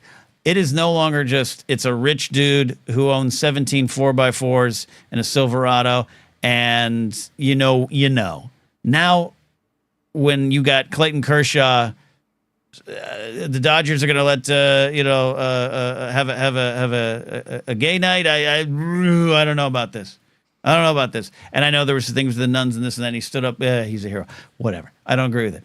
It just makes me think. And so to kick back to you here, it's a different time. It's one of the reasons I pulled off of sports and only got back into it last couple of years. It's for the most part attracts. This is general. It's not even here in our chat. A lot of people, including Tully, very politically active, like sports. Sports, especially baseball, generally attracts a conservative crowd. Mm-hmm. And I just have to know it, but it's at times tough for me. And this news, what you told me today, I'm ranting, Steve. Sorry. Mark Ellis and I were watching this in a bar yesterday, the highlight of Ovi breaking the record, and I was cheering it on simply because good. Get that Canadian sellout, mega loving Gretzky out of the record book. He'll always be the great one. We can have those conversations, blah, blah, blah. He's a great player. Not taking that away from him. But give him all. And then you brought this up today, and I was like, all right, I take it back. I take it back. Take it back. So, anyways, a lot on the plate there. What do you think? I think you bring up a lot of really good points, and I just want to kind of clarify that, there's nothing wrong with being a Russian athlete or being stuck in these situations where we're kind of like what we mentioned, but with Ovechkin in the case here, there's a difference between that and then having your Instagram profile picture being you with Vladimir Putin. Because you know what he's doing. It's not unlike a dude showing up at a barbecue with a MAGA shirt. Right. He knows what he's doing. It is, and that isn't even, and even to that point, that isn't even like a person who's, there's a difference even between Ovechkin doing that and let's say one of the Bosa brothers getting a picture with Trump and that being their profile picture, right? There's even a difference there. Like there's levels to these things. There's nuances. Because of what Putin's doing. Yes. Right. Yes. Thank you. Exactly. So man, it's, and there's a, people talk about separating the art from the artist, and we have to do a different calculation, I think, with that in sports, because it's just I don't know. I don't get like, I mean, some people might, but I don't get a lot of jerseys with like the Beatles on the back. You know what I mean? I have like someone's name on the back on a jersey. You know what I mean? Especially one that you like hang on the wall sometimes, or like you have pictures of these people. So there's just this inherent like, I'm not gonna. Okay, let's just think of like someone who. Here's an example. My brother growing up had a Darren Sharper jersey on his wall because he was a big Darren Sharper fan. Guess what? He turned out to be a horrible person and raped women. So guess what? He took his jersey off his wall and was like, "No, I don't like this guy anymore." Like, there's a difference between what we see in sports and separating the art from the artist stuff, and like what I mentioned earlier, like why you might want to still listen to a Michael Jackson song. It's not this. There's a little. It's not totally apples and apples. That's all. Absolutely. Side note: B.R. Harvey says Canadian here. Outside of a few of the talking heads and the legacy media, Canadians still love Wayne Gretzky. Wayne Gretzky do not question his loyalty or his patriotism. Yeah. Good to know. Yeah, good to know from the Great White North. And it makes sense too. It makes sense. And I do think it's a little bit different of him coming out and going, I knew Donald Trump back in the day. I like him. I personally don't stand for that. But then Ovechkin and a vicious dictator. And I'm not separating Trump from that. Blah, blah, blah. Nuance. But the final point on this is what's fascinating to talk about it here is it is about what you're talking about. When you're a sports fan and you're rooting for the team and you're rooting for a player, but then a player goes, this isn't a picture. The Darren Sharper thing you're talking about is a great example of this, where I just find it, I've had more conversations with sports fans who are in general conservative leaning. I brought this on the show before, Trevor Bauer. I was at my fantasy baseball draft 2 weeks ago, and this was still brought up. It's just a shame he's not in the game. It's a shame he's not locked up. That's the shame. Not that he's not playing in the major leagues. And there was this countersuit, charges dropped, whatever. He's horrible. We know he's horrible. He's also just an asshole. He's an asshole player, throwing a ball in the stands from pitching mound into center field. I think he has a red, right? He's horrible. And I get frustrated with the inability to at least acknowledge that dude's a problem. That's the problem for me.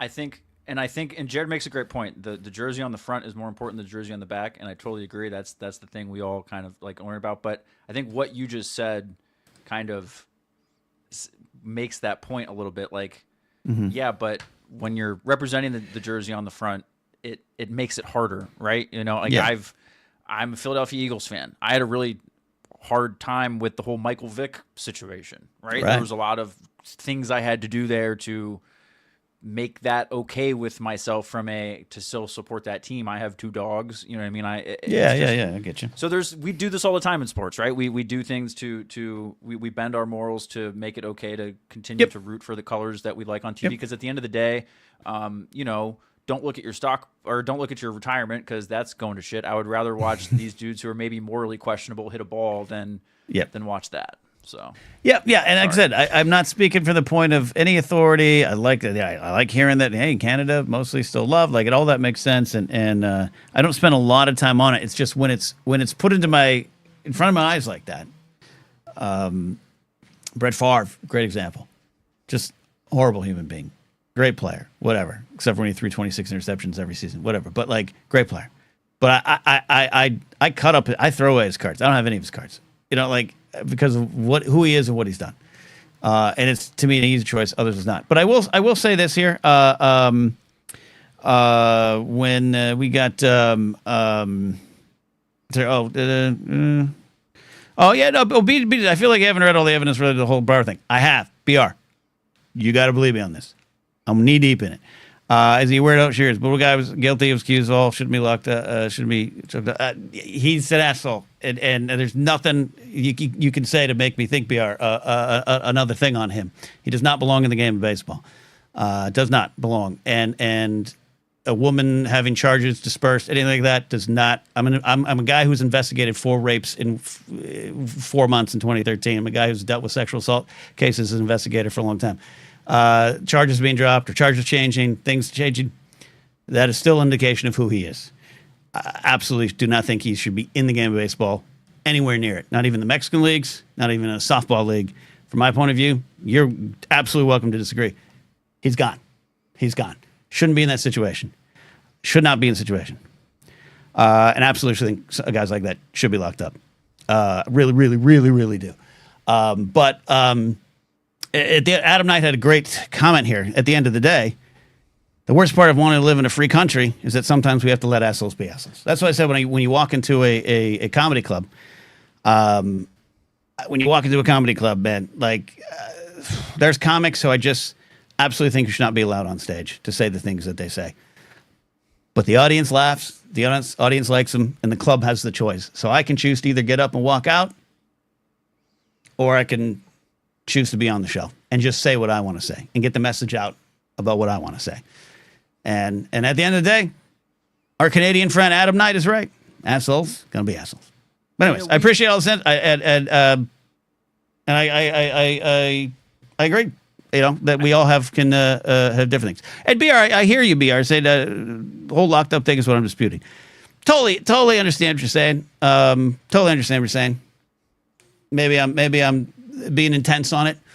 I just do not want men to get away with that on any level. And I think his livelihood should be taken away. Absolutely should be taken away because he's going to be fine.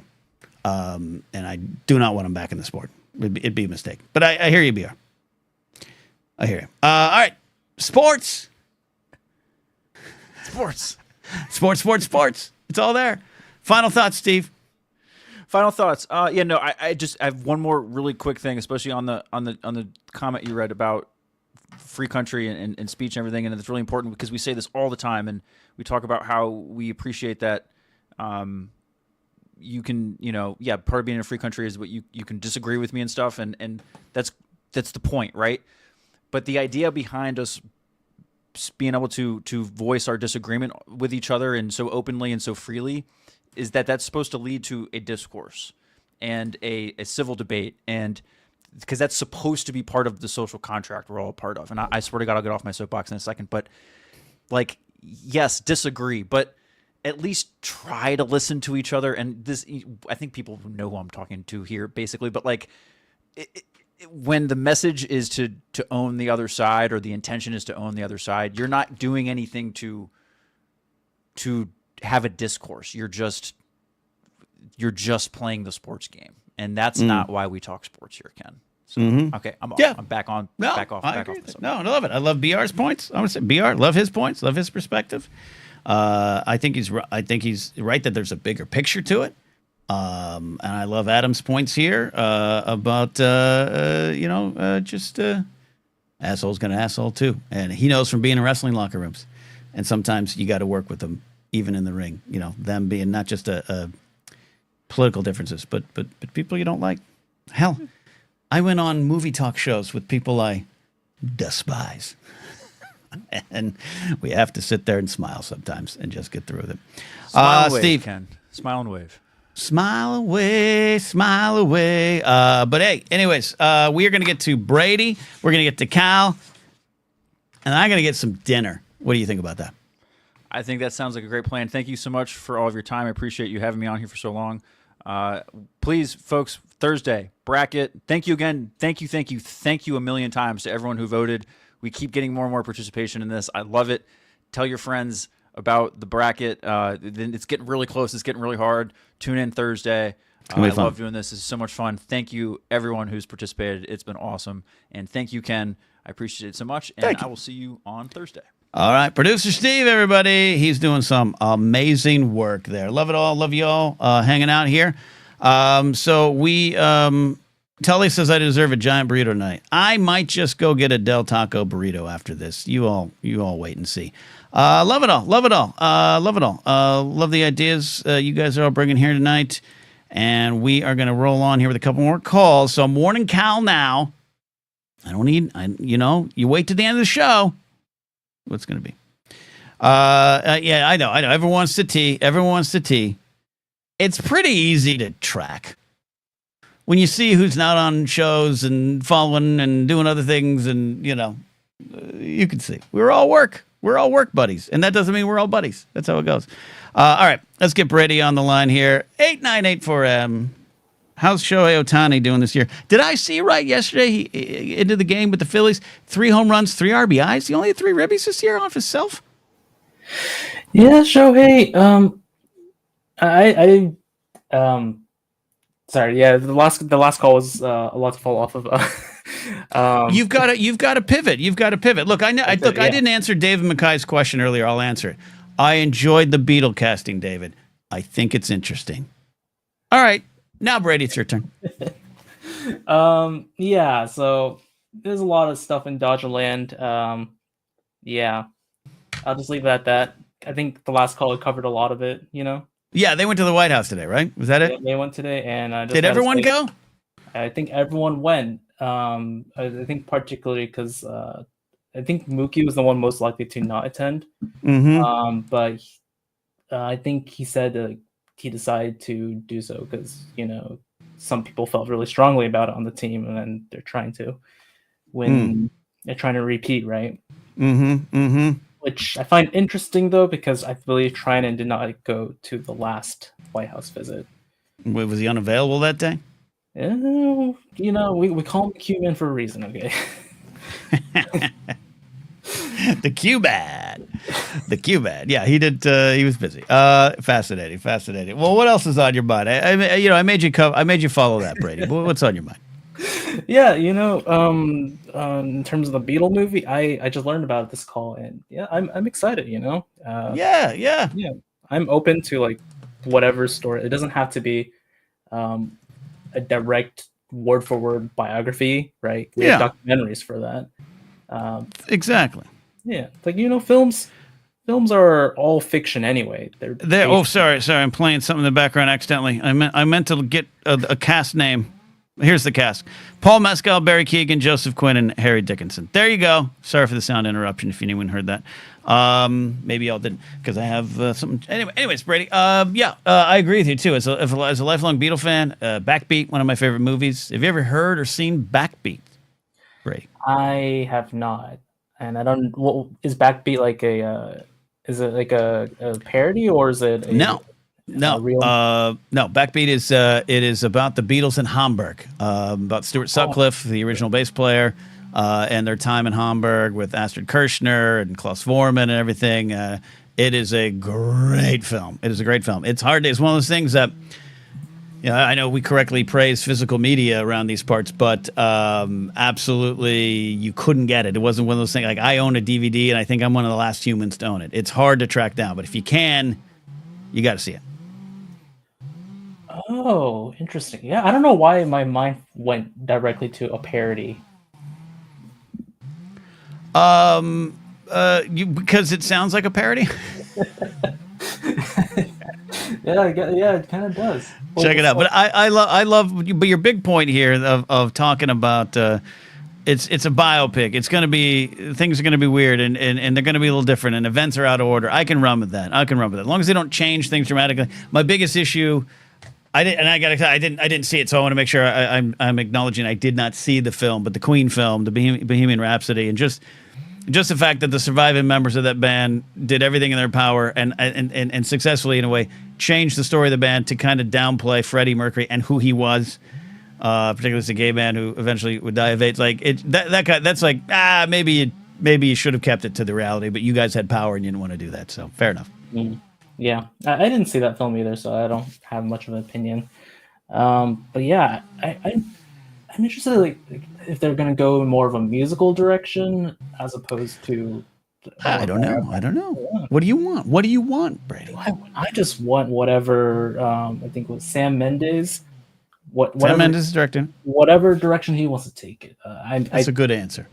Yeah. Trust the artist. Yeah. I loved what he did in the Bond films, and yeah, I haven't seen 1917, but I've heard good things about it. So yeah, he did 1917. Sam Mendes did 1917. I believe so. Yeah. Hey Siri, who directed 1917? Oh, she actually answered. Let's see if this works. Hey, Sam Mendes. Look at that. Yeah. Oh, look at that. Thanks, Siri. Thanks, AI bot lady. Love it. Love it. All right, Brady. What else is on your mind before I get to Cal? I'm gonna keep this short. But speaking of, dudes, just everything go to shit, but you care about your sports team. Mm-hmm. My Lakers got a big win on the Thunder. At the same time, the market is crashing. And look, we're all gonna get through this. Maybe. I don't know. Maybe we'll get through it. I don't know. We're all gonna find our way through it. But I say this: do not. Now is even a more important time to celebrate the little things, including this show when it gets silly.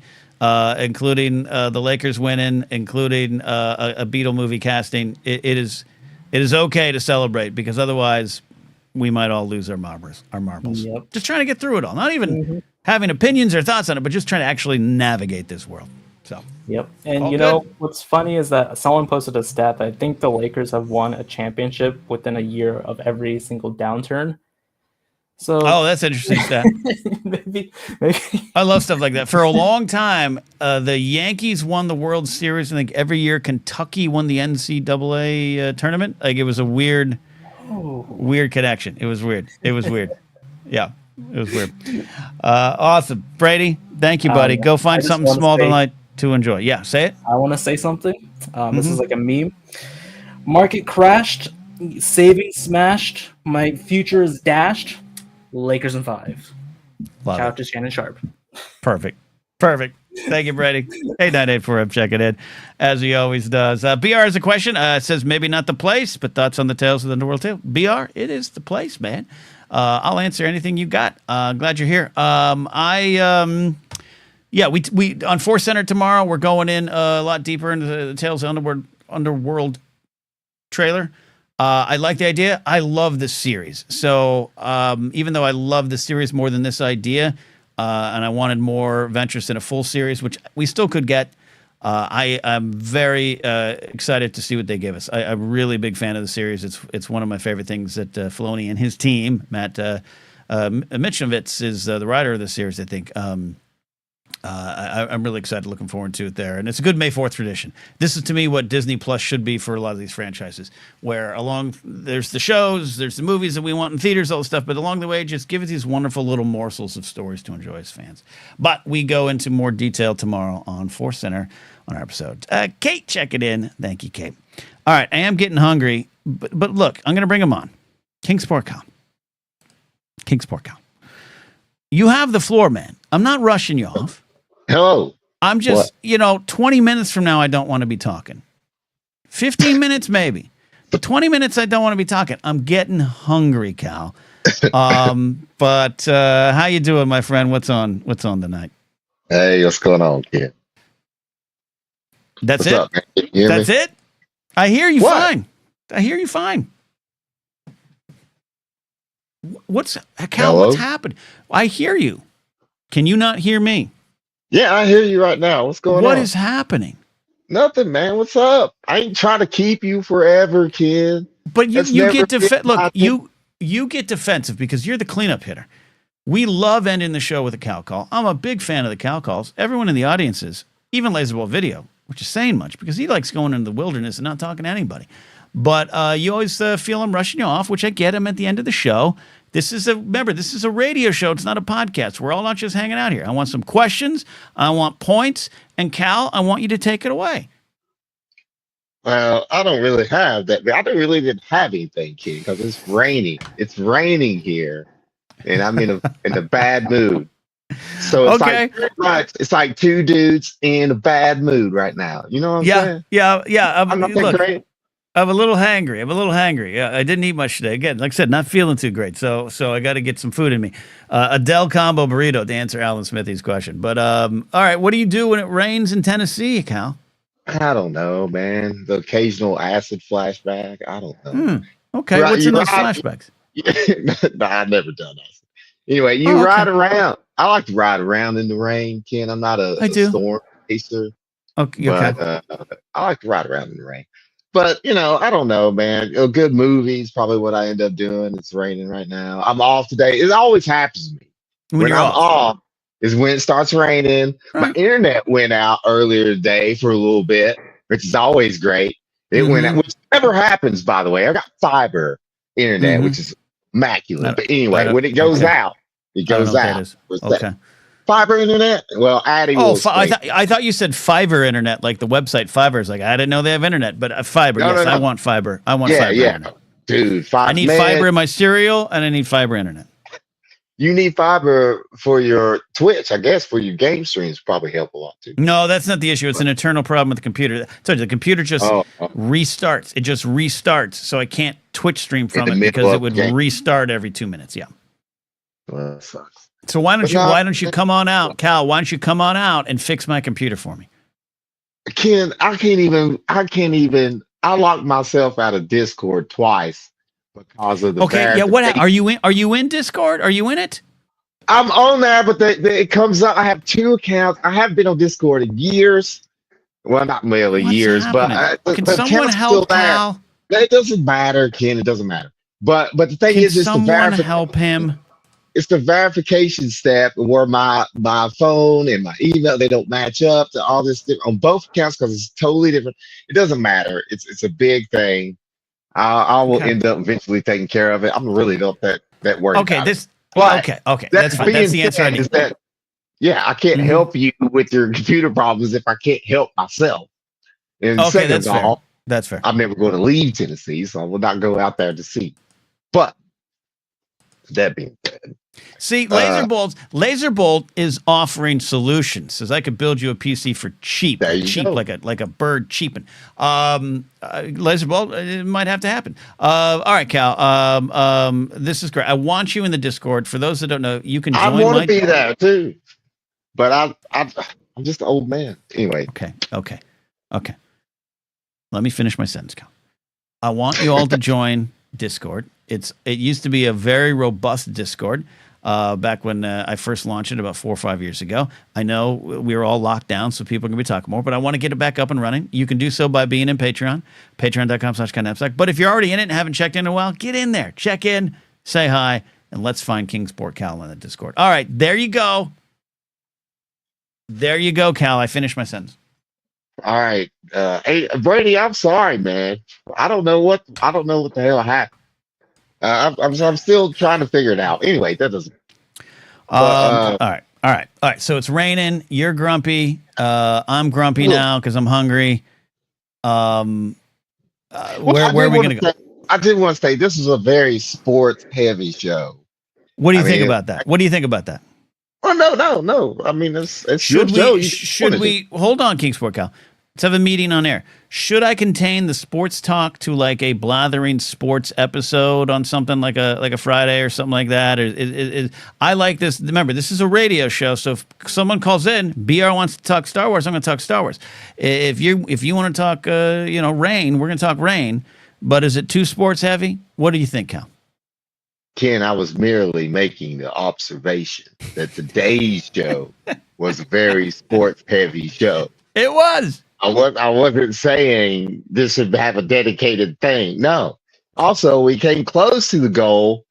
Well, we still exceeded the goal without, we did our own sport. Anyway, without what goal? The super chat goal. Look, here's I'm not going to lie. Put it to 2 hours, not 1 hour or an hour and 30 minutes. First of all, Vermont Mike is right. No such thing as a mere observation by Cal. So So Brian, all caps, says, I like the unexpected format. I like that. I put the super chat goal up because, number one, I'm not going to lie, I need super chats. Yeah, absolutely. It helps put food on my table. I watch some other shows where people have 2,000 people watching live, and I've watched them make $6,000 in an hour. God bless it. Wouldn't that be great if the Blathering's that big? But it's not. So I don't like to drill all of you watching. This isn't a super chat show. This isn't a super chat to participate. Super chat to participate. I do have the channel memberships that gets you into call. If you want to support me on Patreon, you can call in the show. I try to offer something back for anything I ask for. But also, I'm just putting it up there to move the needle, Cal. So I don't mind if I don't hit the goal. It's not that type of show. It's just a thing I put out. Does that make you feel better? Yeah, I know exactly. I know how you move and operate. I understand that. But I'm not saying that it's super chat show. I'm just saying, the goal, we could, if you just would extend it a little bit longer, or instead of an hour, we could have made it. Because I'll tell you why I do it an hour.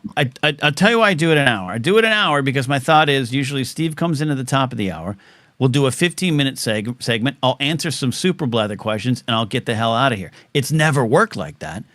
Steve and I went 35 minutes tonight. Brady had a great call. Yeah. And look, Narcolepsy 27. He's here. Yeah, Rain. Anyway, make it rain. All right, final call. I am gonna end. I'm gonna end this show here. I'm gonna end this show. You said I had 9 minutes. Oh, see, look at that. First-rate Nate call. Look, first-rate Nate. Just one of the sweetest people I've known in the space. Is always generous. Too generous. Quite frankly, Nate. Too generous. For my Del Taco, I really appreciate that because I think now I am gonna get Del Taco because first-rate Nate. Love you, Nate. From my own hometown neck of the woods. All right, Cal, we're gonna end the show here with a question for you. If I swing into town, into Kingsport, Cal's neck of the woods in Tennessee, where are we going for breakfast? What are we doing for breakfast? You already know the answer to this. Why do you ask me questions you already know the answer to? Take one guess. Take one guess. It can't be. Are we doing Waffle House? Yes, of course. Smothered covered, baby. What are you talking about? Was it smothered and covered? Smothered and covered, baby. Come on. What's your backup choice? Is there like a specific restaurant location? Okay. Yeah. Keep talking. What? Yeah, keep talking. That was a what? I want to hear what you want. No, I'm going to look up something because there was a place I went to. I have to log into my Facebook account, thanks Zuckerberg, to figure this out. But there was a place I went to in Tennessee that had it was like a small little town. I'm going to look it up, but you give me your backup choices for breakfast. Well, I mean, I'm not a big breakfast guy that much anymore. But we do have a little place near me called Country Kitchen. I like it. This is, biscuits, buttermilk biscuits, and all that stuff. It's really good. I mean, it's good, but it's a little further from your destination of landing if you did come. You're going to pick me up at the Tri-Cities Airport. It's been good. Okay, do you know where the Washington County Courthouse is? You damn right I do. I've spent time there. What part of town is that in? That's Johnson City. It is Johnson City, but isn't it like it's Washington County encompasses Johnson City and further down. Jonesboro. Yeah, Jonesboro. I think Irwin, maybe Unicorn County is Irwin. Anyway, I don't know about no unicorns. Okay, Jonesboro is where I had. Oh, I just saw the picture. Nice. I just saw the picture. Here it is. I visited this is in October 24th, 2009. I'm looking at this picture on Facebook, Cal. Had a great breakfast at a little kind of country restaurant in Jonesboro, Tennessee. Why aren't you taking me there? Well, on the opposite end, I could take you the opposite way of Jonesboro, past Kingsport, and I could take you to a same, probably quaint, similar type place. But Washington County. Okay. Jonesboro is one of Tennessee's oldest towns. Yeah, it's that's why it's pretty cool though. Okay. All right. Rogersville also. Anyway, I can go on about Tennessee. Okay. All right. We're going to wrap up here, but I got a great super chat I want to call out. Toy Matzer, who says, less sport. And the people have spoken. Less sport with a super chat. Less sport. You know, you get it. You get what you want. You get what you want. You get what you want. All right, Cal. I appreciate you, buddy. Okay. All right. Well. No. I still got 5 minutes, Ken. I got 5 minutes. I told you we're at the. If we hit 5 more minutes, we're at where I didn't want to be. You got 1 minute, Cal.